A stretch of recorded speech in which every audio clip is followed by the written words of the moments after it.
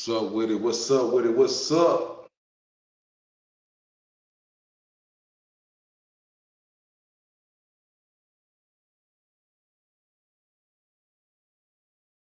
What's happening? What's happening? What's happening? Coming in live, 12:23 Mountain Time, man. What's up with you? Anybody up? Tapping in, talking a little bit of shit. Hopefully we can find somebody that's trying to listen.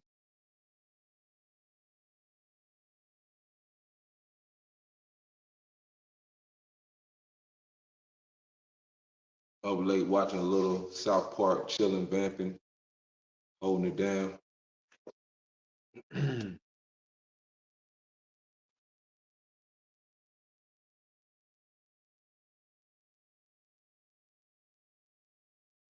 Yeah, man. As you can see from the title, the video is about a Wells Fargo lady, a lady that worked at Wells Fargo, who passed away at her desk for potentially up to 4 days, what people were suspecting before anyone noticed she had passed away at her desk. And they said it was because she missed the email, and they went to her, I guess, cubicle or wherever she normally is, and they found that she had passed away.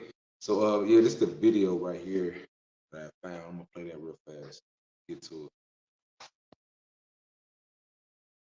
Wells Fargo employee dies at her desk and no one bats an eye.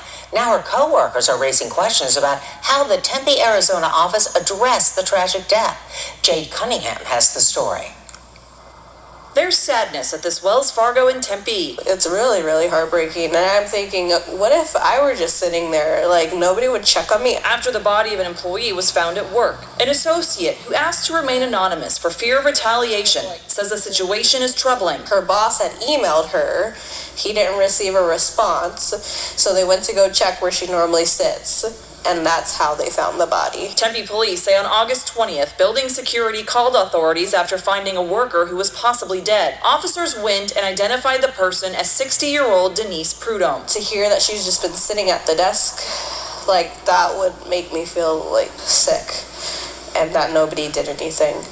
That was how she spent her last moments. Police say there's nothing suspicious about the death, but still haven't confirmed many details about the time or manner of it. The employee says the lack of information from the bank has been especially frustrating. I'm just wondering why they didn't formally address employees about it when this does affect everybody in the building. Wells Fargo said in a statement, "We are deeply saddened by the tragic loss of our colleague at our Tempe office." It also states counselors are available to support employees and all further questions will be directed to police. I just feel like they aren't being transparent with us, and somebody needs to acknowledge this to the family. Yeah, I am very, very sorry for their loss. Like I said, I feel it because I'm thinking about my mom, my mother-in-law, if that had happened to them.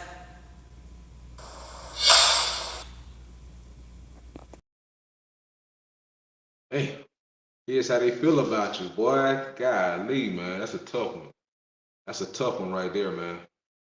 Telling you right there, like, to be dead that many days and nobody even, checks in on you, make sure you're alive, or god damn, like, it's just really, a eye opener for people who are addicted to their jobs, addicted to overworking, addicted to grinding. You know what I'm saying? Kicking that thing in overtime, chasing that American dream, man. Lady was 60 years old. Man, it's really disheartening to see somebody pass away at their job and folks don't even know they're alive or not. Understand? Like, boy, man, the world don't got no love, boy. The world don't got no love in it. But yeah, they just continue to go on with their days, and didn't know the lady had passed away, man. Like, how much is your life really worth to a lot of these companies? A lot of these Fortune 500 companies and whatnot.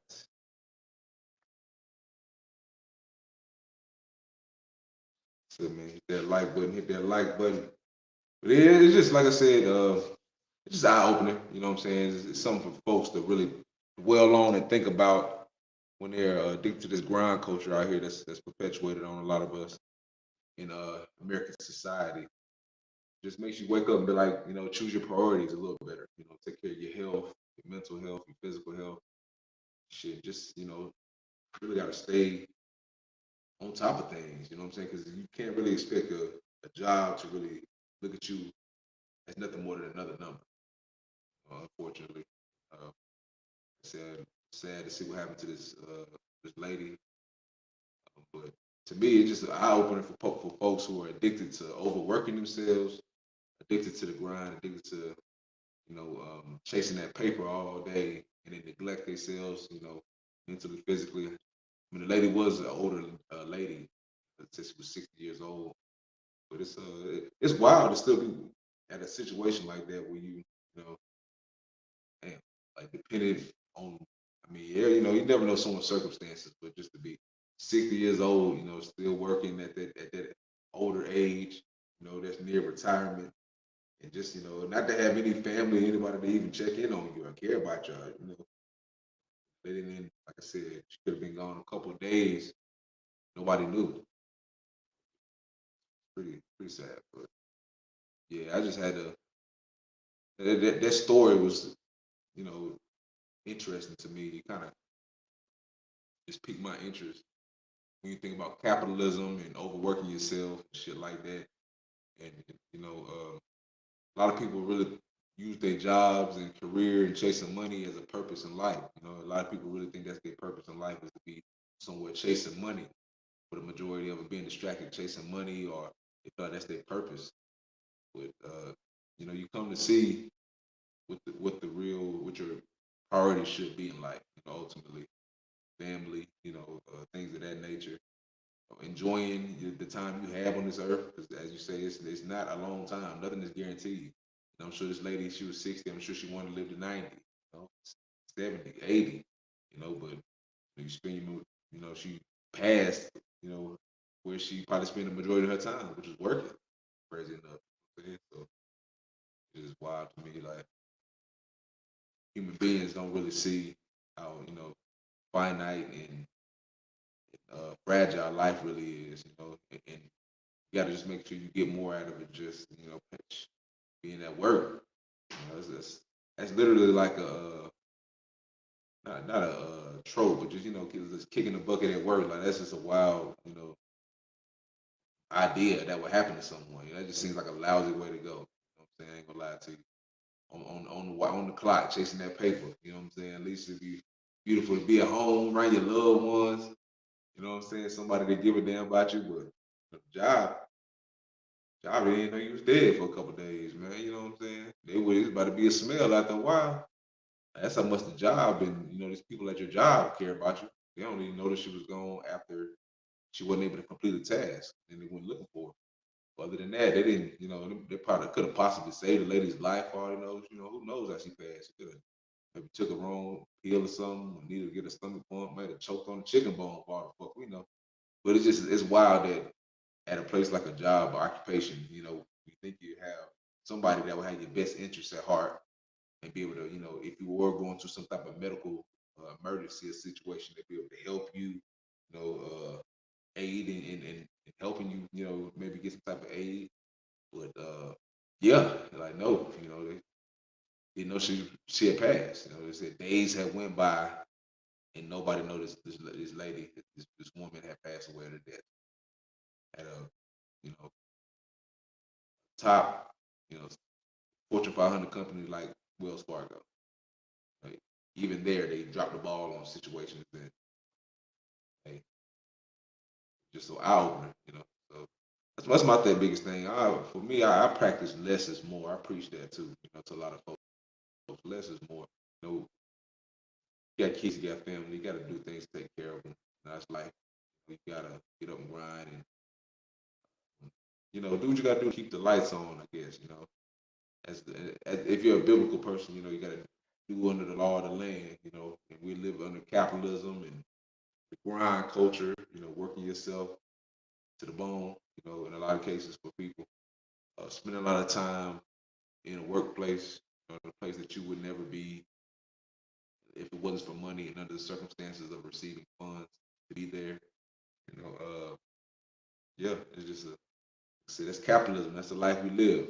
Unless you want to be without, live a life where your kids are without or not living, the best life, then that's you have options in America. You don't have to work. You be a homeless person, you do other things. Self-employed, best, do something else. Who knows? The open market. But yeah, that's it, man. That's all I really had to say. TNP. I was just like I said, just had to express how I feel about that, man. If you want to donate, send some to TNP. Cash out right there.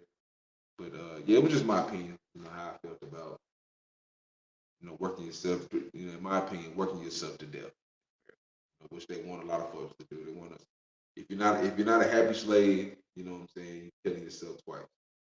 So if you're a happy slave, you might last a little bit longer. If you're a material coon, a lover of the currency, chasing that currency, chasing material things, that chase of wealth may keep you around, may keep that energy, but our bodies are, meat sacks at the end of the day.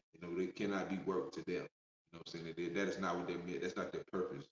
It's to be taxed and do things that it's not righteous toward our spirit. It's draining on our spirit and our energy. It's not what we're made to do. We can withstand it because we're strong spiritual beings, but ultimately it's not our purpose to be living under the way in which we live in America. Capitalism,